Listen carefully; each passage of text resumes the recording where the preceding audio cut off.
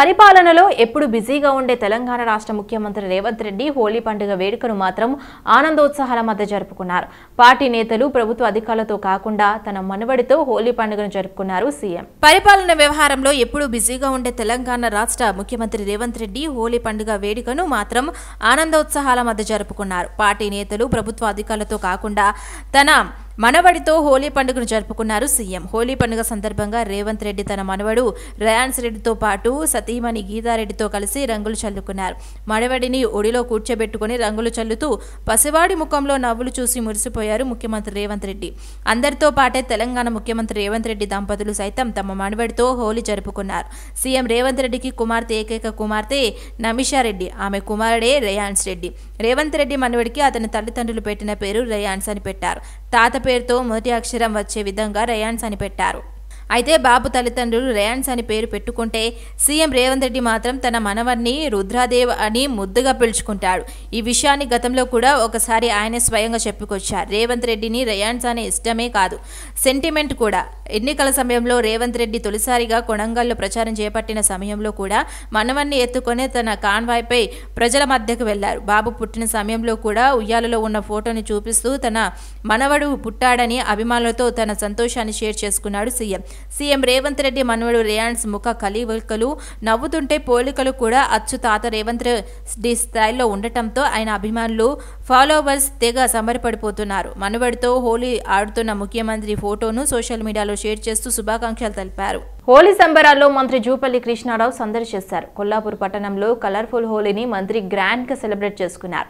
Bike పై పట్టణమంతా తిరుగుతూ అందరిలో జోష్ను నింపారు. పార్టీ శ్రేణులు, అభిమానులు, చిన్నారులు, పట్టణ వాసులకు రంగులు పూసి పండుగ శుభాకాంక్షలు తెలిపారు. సంబరాలు చేసుకోవడం అనేది నాకు తెలిసినంత మేరకు, నేను విన్నంత వరకు, ఆనాడు నరకాసురుని వధించినప్పుడు ప్రజలందరూ కూడా సంబరాలు చేసుకున్నది. ఆ సంబరాల భాగంగా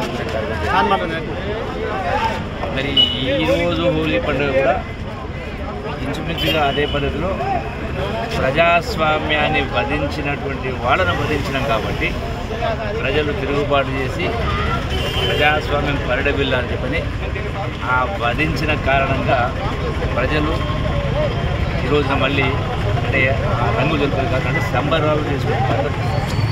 అంటే ఒక మాట చెప్పాలంటే నిర్వచనం ఇక్కడ చేసిన నేను నాదే అని ఆనాడు దరఖాస్తు వధించలేదు.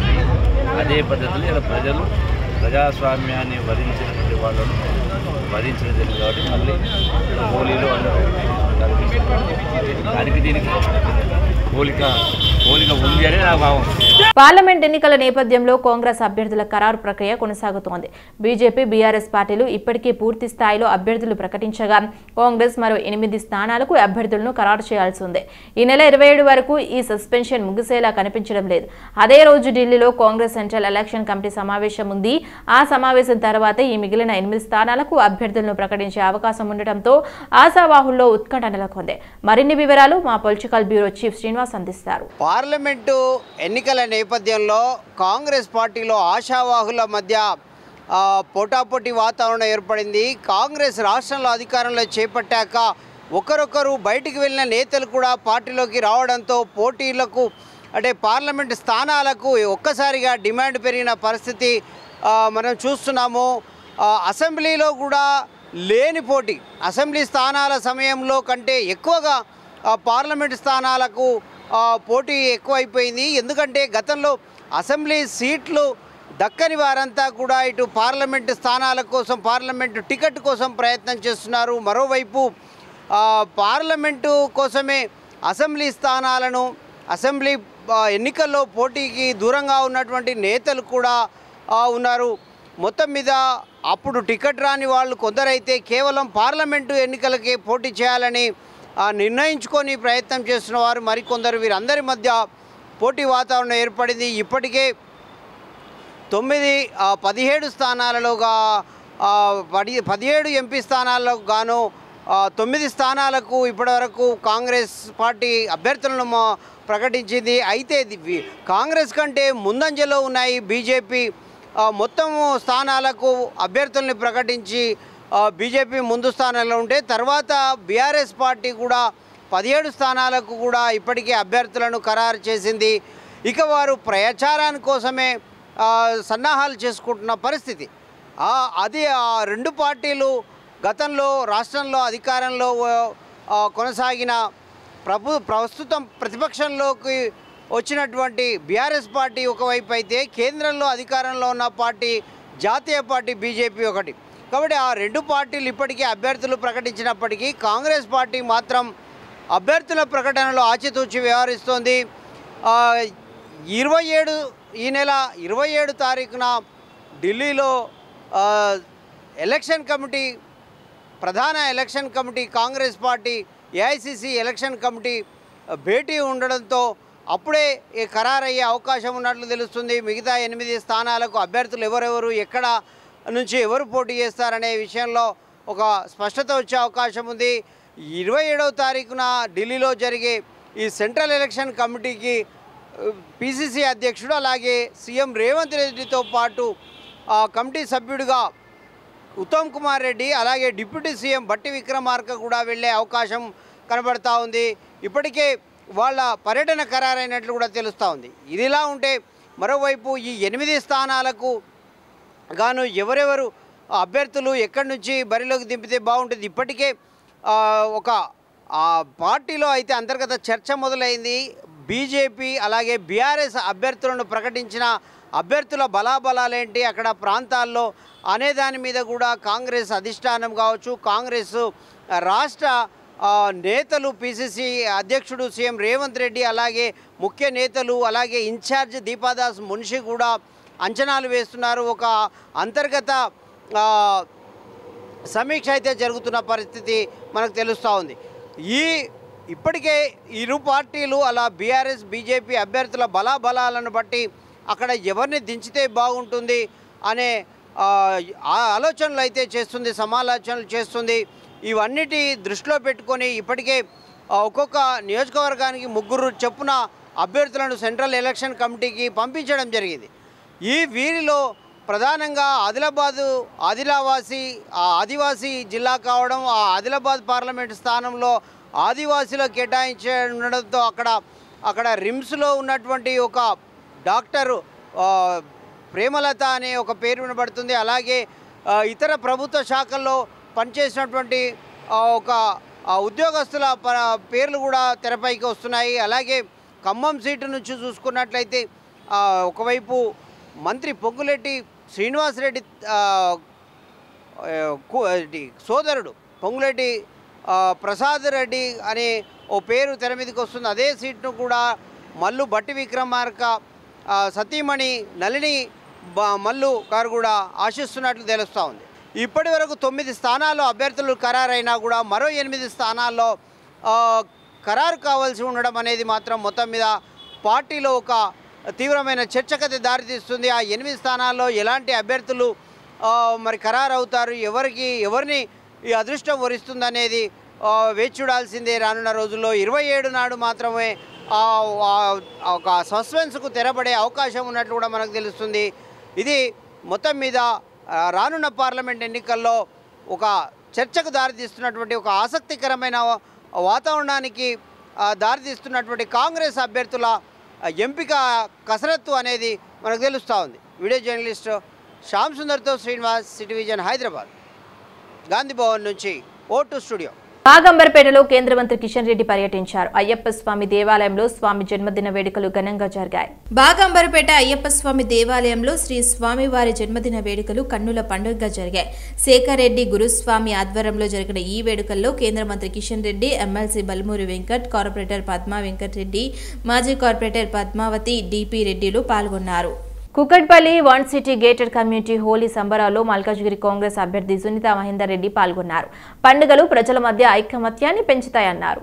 మల్కాజ్గిరి పార్లమెంట్ పరిధిలోని కుకట్పల్లి వన్ సిటీ గేటెడ్ కమ్యూనిటీలో హోలీ సంబరాల్లో పాల్గొన్న పార్లమెంట్ కాంగ్రెస్ పార్టీ అభ్యర్థి పట్నం సునీత మహేందర్ రెడ్డి గారు ఈ సందర్భంగా మహిళలతో కలిసి హోలీ ఆడారు. కాలనీ వాసులను ఉద్దేశించి ప్రసంగించారు.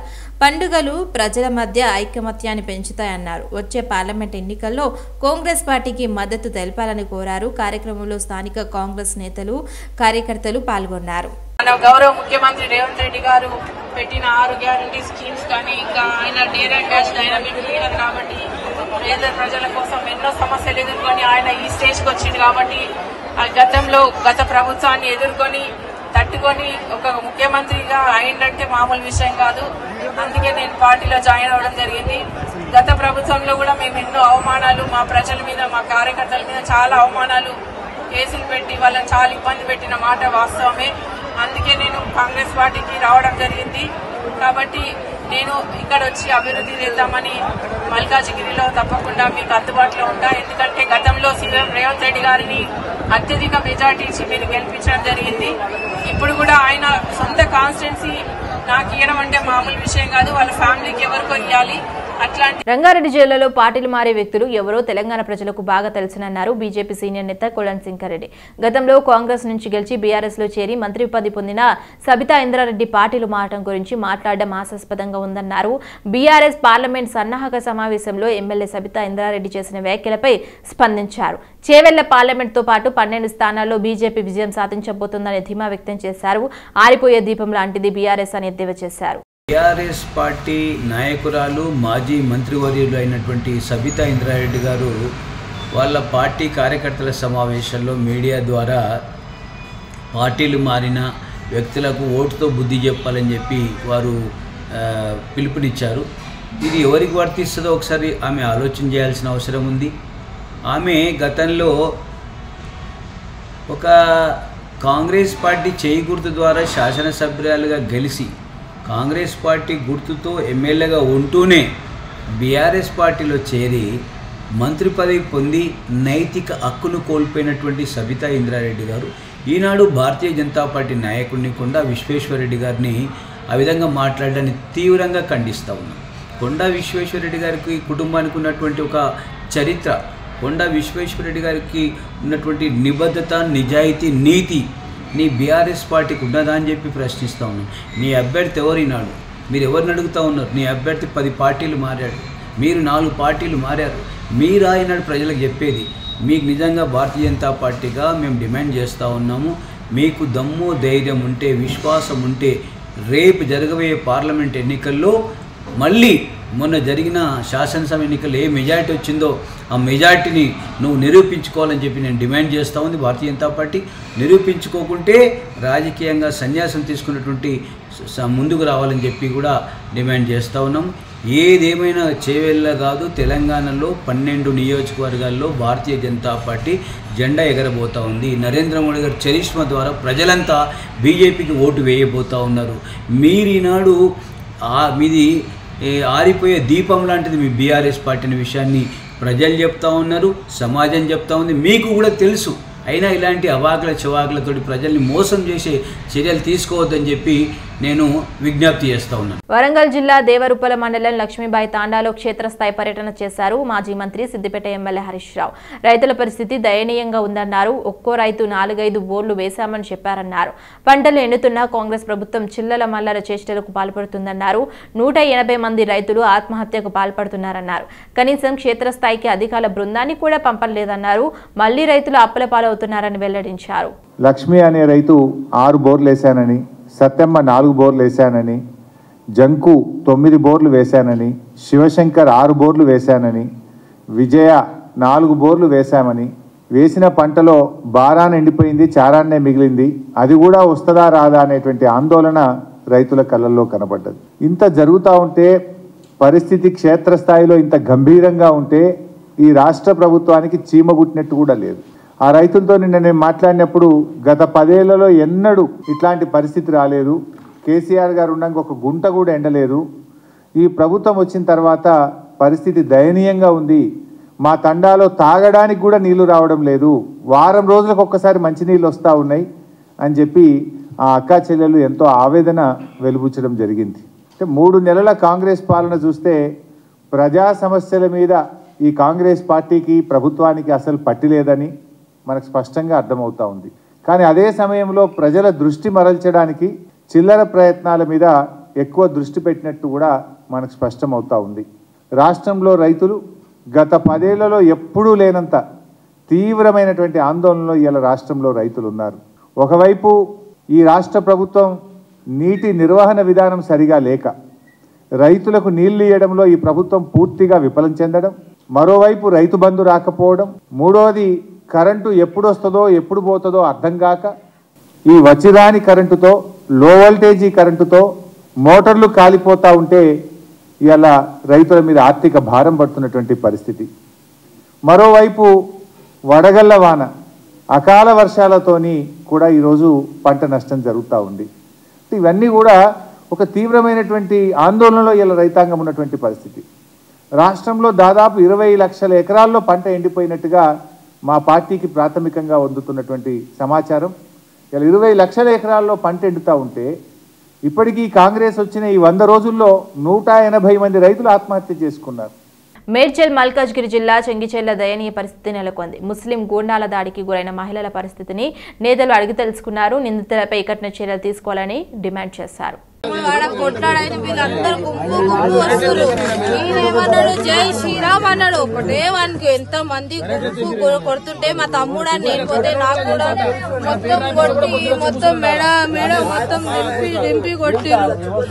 మొత్తం వెనకాలు మొత్తం కొట్టి మా తమ్ముడు చచ్చిపోతుండే మొత్తం గనెట్ వేసిండు వాని మీద. కానీ జై శ్రీరామ్ అంటే ఎట్లా పడితే ఆడోళ్ళకు చూస్తలేరు, చిన్న పిల్లలు కూడా చూస్తలేరు, చిన్న పిల్లలకు చూస్తలేరు. ఎట్లా పడితే అట్లా చిన్న పిల్లగానికి చూడండి మేడం, అగోండి చిన్న పిల్ల ఎంత వయసు ఉంది వానికి. గొడవల్లో పోతారా ఆయన గొడవలో పోతారా వాళ్ళ కొడుకే. నువ్వు కింద నువ్వేనా వీడియోలో కింద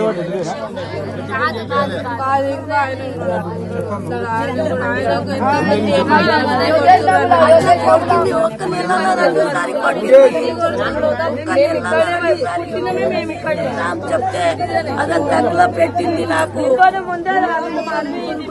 ఎందుకు ఎట్లా కొడుతుంది ఏమో తెలియదే కాదు, ఏం కోసం కొడుతుంది ఏమో. एक महीने में जो हमारे बात करे तो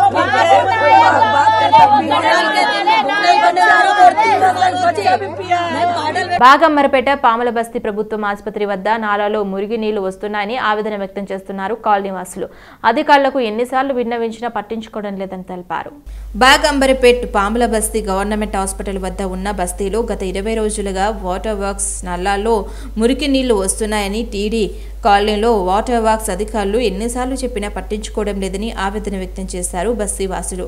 అధికారులు ఇక్కడికి వచ్చి ఈ నీరును తాగాలని డిమాండ్ చేశారు. కలుషిత నీరు తాగడంతో తమ పిల్లలకి మాకు అనారోగ్యం బారిన పడుతున్న అధికారులు మార్పు రావటం లేదని ఆగ్రహం వ్యక్తం చేశారు. ఇప్పటికైనా అధికారులు స్పందించి మురుగునీరు సమస్యను పరిశీలించి మంచినీళ్లు వచ్చేటట్టు చూడాలని కోరారు. లేని పక్షంలో వాటర్ వర్క్స్ కార్యాలయాన్ని ముట్టడిస్తామని బస్తీ వాసులు హెచ్చరించున్నారు. బయట ఇంత నీళ్ళు తాగడానికి పోయినా చీమ పడినా దోమ పడినా నీళ్ళ నోళ్ళకి వస్తాం. అట్లాంటిది కంప్లీట్ డ్రైనేజ్ వాటర్ తెలియక 15 రోజుల నుంచి తాగుతున్నాం. పిల్లలు ఆల్రెడీ సిక్ అయ్యారు. చెప్పిస్తుంటే ఎవరు ఫోన్లోనే మాట్లాడతారు అధికారులు తప్పితే ప్రాక్టికల్గా ఎవరు ఫీల్డ్ మీదకి రారు, చూడరు. అరే ప్రాబ్లం చూడండి బాబు అంటే ఫోన్లో మేము వాళ్ళకి చెప్పినాం వీళ్ళకి చెప్పినాం, వీళ్ళ నంబర్ వాళ్ళ నంబర్ తప్పుతుంది. పని ఏం అవుతలేదు. అసలు రోగాలు వచ్చి అదైతే మొత్తం డ్రైనేజ్ వాటర్ మొత్తం ఇట్లా డ్రాప్ లాస్ట్ ఎండింగ్ లో ఫస్ట్ అయితే గంటన్నర ఇక డ్రైనేజ్ వాటర్ వాసన మొత్తం నీళ్ళు అది అట్లా తాగుతాడు వాసన. మా పిల్లలు స్నానం కూడా ఇప్పుడు చేసినాం, స్నానం పానాలు ఆడుకొని మనం బయట చాలా ప్రాబ్లం అవుతుంది. ప్రాబ్లం కొంచెం రిజాల్వ్ చేయండి. కొంచెం ఇది నుంచి మోరి వాటర్ ఏదో కలుస్తున్న ఏ వ్యక్తికి చెప్పినా పట్టించుకోవట్లేదు. ఎందుకంటే ఇప్పుడు ఫోన్లో మాట్లాడితే వాళ్ళు రావట్లేదు కనుక మీ దృష్టికి తీసుకొచ్చినా మీరు కొంచెం గ్రహించాలా. ఎందుకంటే ఈ వాటరు ఈ రోడ్డు తవ్వారు, ఈ మోరీ లైన్ వేశారు, ఇది వాటర్ కనెక్షన్ సరిగ్గా లేదు కనుక మేము అడిగినామా? మేము అడగలేదు. కానీ వాటర్గా మాత్రం తాగే నీళ్ళు అన్ని మోరి వాటర్ వచ్చేసేస్తున్నాయి. మనకి రోడ్డు తవ్విరండి, వాటర్ పైపులు వేస్తామని.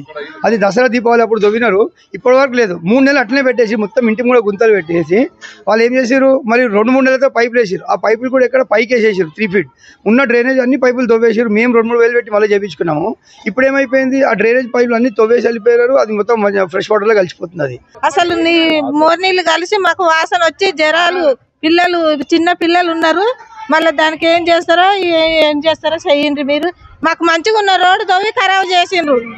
ఆ రోడ్డు తవ్వకుండా మాకు ఇంత ప్రాబ్లం కాకపోవు. చిన్న పిల్లలు ఇది కొనుక్కొచ్చుకొని తాగుతున్నాం మేము నీళ్లు. కానేలకు దీనికి ఎన్ని రోజులని కొనుక్కుంటాం అట్లా. రంగారెడ్డి జిల్లా బాలాపూర్లో శ్రీ సనాతన వేదాంత 98వ జ్ఞాన సభలు ప్రారంభమయ్యాయి.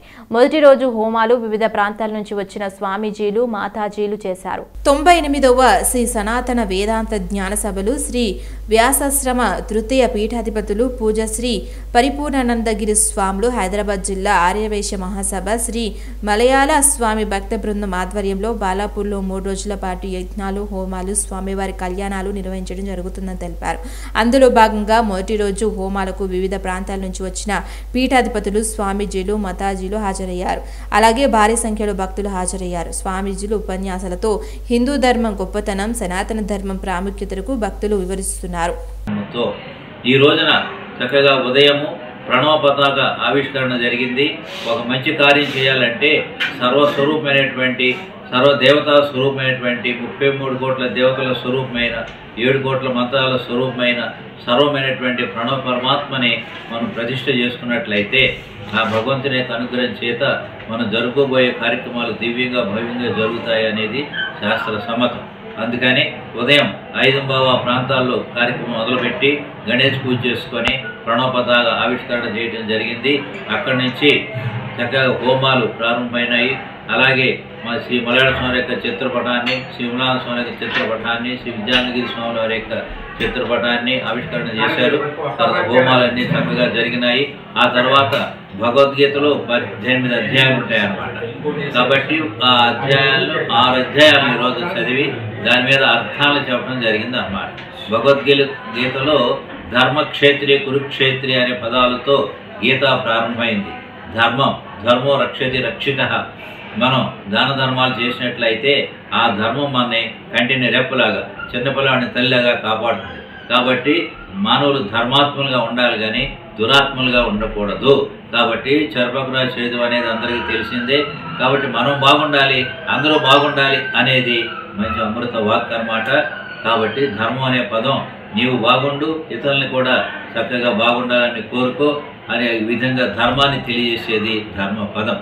తల్లిదండ్రులకు సేవ చేయటం, అత్తమామలకు సేవ చేయటం, గురువులకు సేవ చేయటం, భగవంతుడికి సేవ చేయటం. కేరింతలు, ఆనందోత్సాహాల మధ్య హోలీ సంబరాలను మహేశ్వరి సమాజ్ ఘనంగా జరుపుకున్నారు. హైదరాబాద్ నాంపల్లి పబ్లిక్ గార్డెన్లో గార్డెన్ గ్యాలరీ ఆధ్వర్యంలో నిర్వహించిన వేడుకల్లో బీజేపీ హైదరాబాద్ పార్లమెంట్ అభ్యర్థి మాధవీలత పాల్గొన్నారు. ఈ వేడుకల్లో రాజస్థానీ, మార్వాడి కుటుంబాలు పాల్గొని ఉత్సాహంగా సందడిగా ఒకరికొకరు రంగులు పూసుకుని నృత్యాలు చేస్తూ హోలీ పండుగ శుభాకాంక్షలు తెలుపుకున్నారు.